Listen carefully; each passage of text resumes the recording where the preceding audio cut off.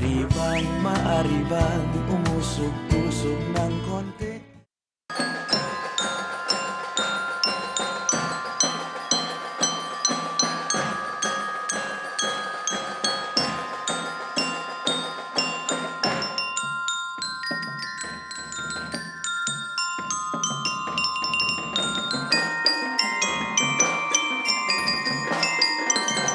Ayan na, Dodong. Dalian mo. Late na tayo. Ayan na, oh. Nagsisimula na.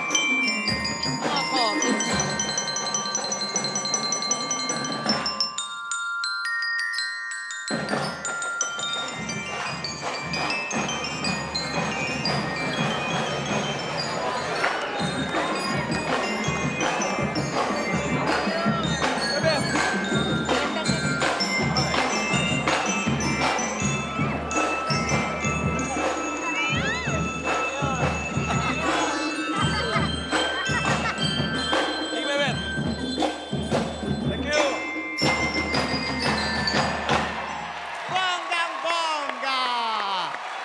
Ladies and gentlemen, welcome to the Miss Barangay Santa Clara 2013!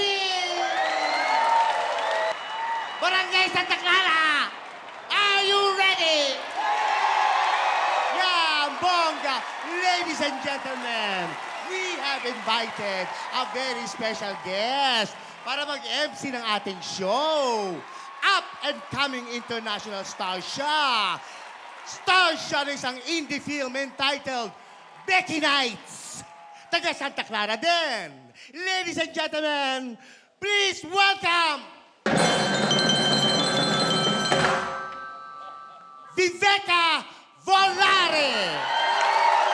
Good evening, everybody. Good evening, ladies and gentlemen. Hello and welcome to the 2013 Miss Barangay Santa Clara.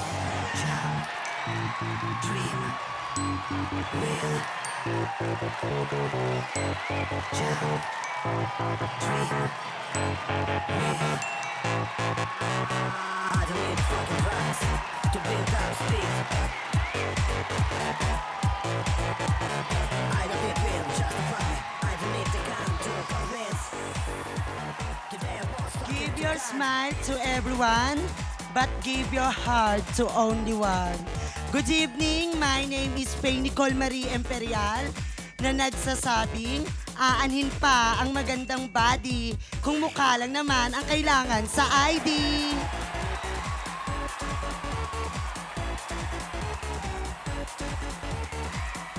Nagmula sa kabundukan, bumaba sa kabatagan. Ako po si Miss Maggie L. Agid na nagsasabing, sa kanila na ang ganda. Akin ang karisma. I am Pamela Jean Carbonell na nagsasabing kung ang kagandahan ay isang malaking kasalanan, humingi po ako ng kapatawaran. Marami pong salamat. To be what you are and to become what you are capable of becoming is the secret of a happy life. My name is Mary Angeline Lim na naniniwala sa kasabihang ang mabait na kapitbahay, walang password ang Wi-Fi. Maraming salamat po. I am Maria Cristina Dandan at naniniwala po ako sa kasabihang kung may putok ka, huwag mong ikahiya dahil pinagpawisan mo yan.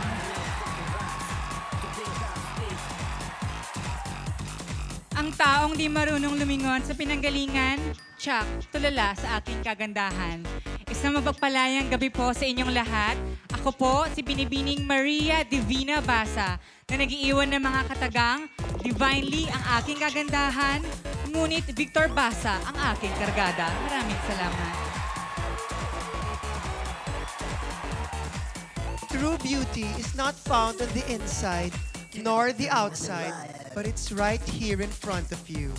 I am your Oriental beauty, Dr. Becky Velo from Chinatown at naniniwalang aanuhin pa ang pagputi ng uwak kung hindi naman siya nagugluta. My name is Michelle Bermudez at naniniwala po ako sa kasabihang ang tunay na kagandahan ay hindi nakikita sa labas na kaanyuan. Dahil ang tunay na kagandahan po ay nakikita paglabas ko ng pintuan.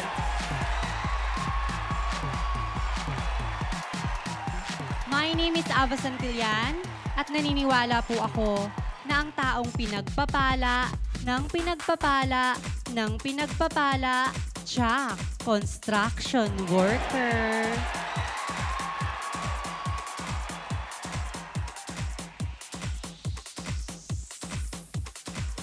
Good evening, ladies and gentlemen. My name is Mimosa Aquino na nagsasabing, hindi masamang maging bakla. Basta ako ang kamukha.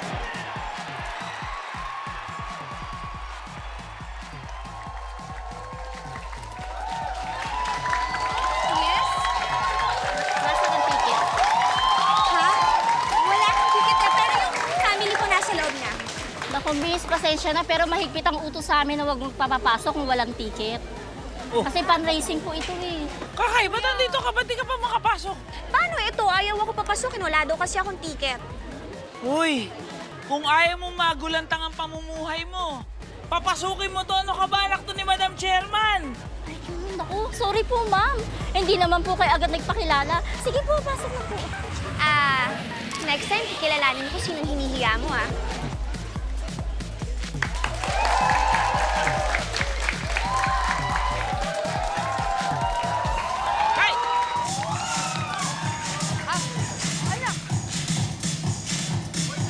There you have it, ladies and gentlemen. Our candidate sa Miss Barangay Santa Clara. Pero bago po yan, isang malakas na palakpakan para sa Divalicious candidate.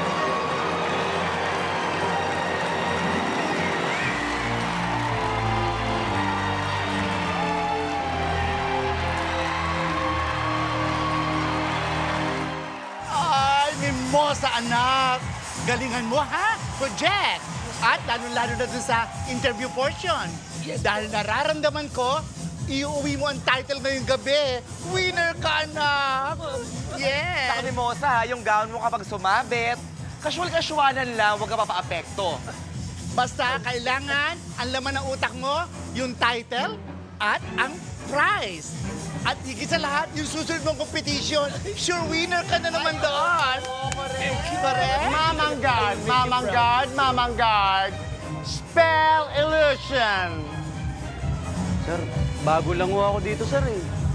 Ano naman ang kinalalaman sa pagiging bago mo sa spelling ng illusion? O sige, tatagalugin ko. Spell illusionada.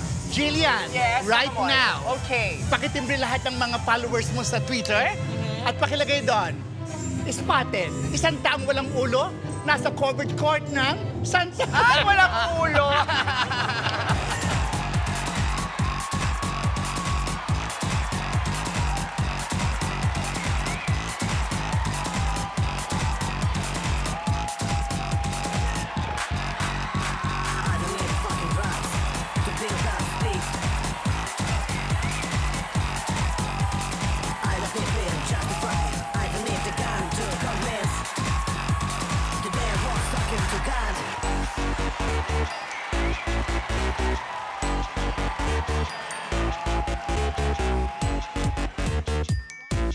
There you have it. Ang bongga naman ng mga candidates na to. Yes, ang candidates ng Miss Barangay Santa Clara 2013 in their long gown. Oo. Siyempre ngayon na yung panahon na kahintay-hintay ng mga tao dahil top 5 na to. Correct. Diba? Sige, hindi na natin sila paghihintayin na matagal.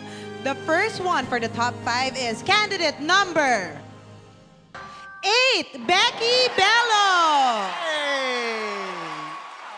Ay, ang taray. Oo, ang bongga. At nasama din sa Magic 5 ang candidate number 5, Mary Angeline Lim. Wow, ang ganda naman yan. Okay, eto pa. Isa pang nasama sa top 5 natin, candidate number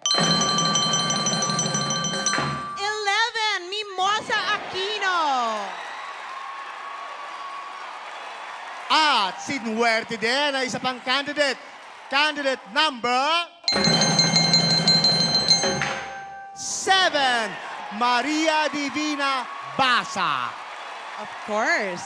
Last but not the least, candidate number 3, Maggie Lagin. Ay! Ayan, parang may mga galit. Okay, now we have our top 5. Kasama yun. Now we have our top 5. So question and answer na. Yes, and to the other ladies, Bye. thank you very much. Oo, better luck next time na lang. Nag-aabang na po yung tricycle sa kanto.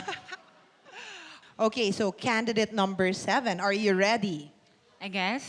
Kung ikaw ang mananalong Miss Barangay, ano ang una mong gagawing proyekto?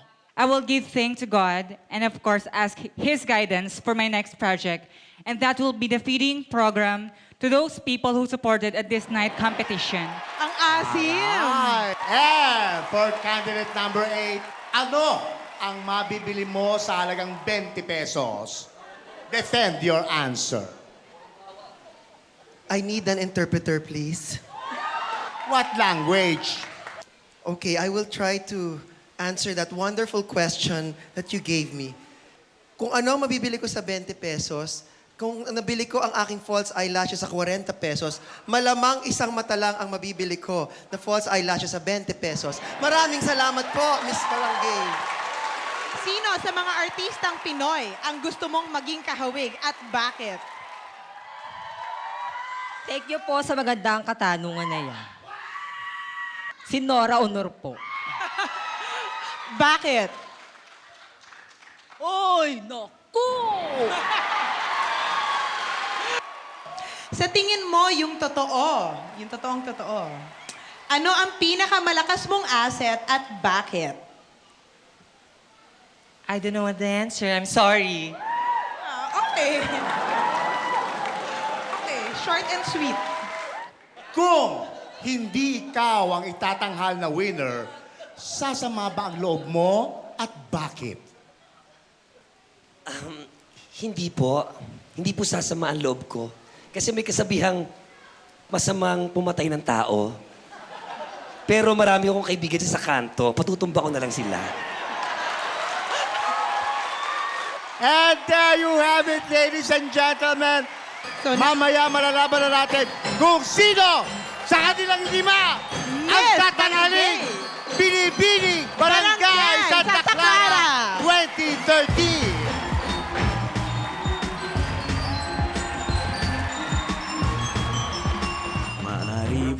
Maari bang umusog-usog ng konti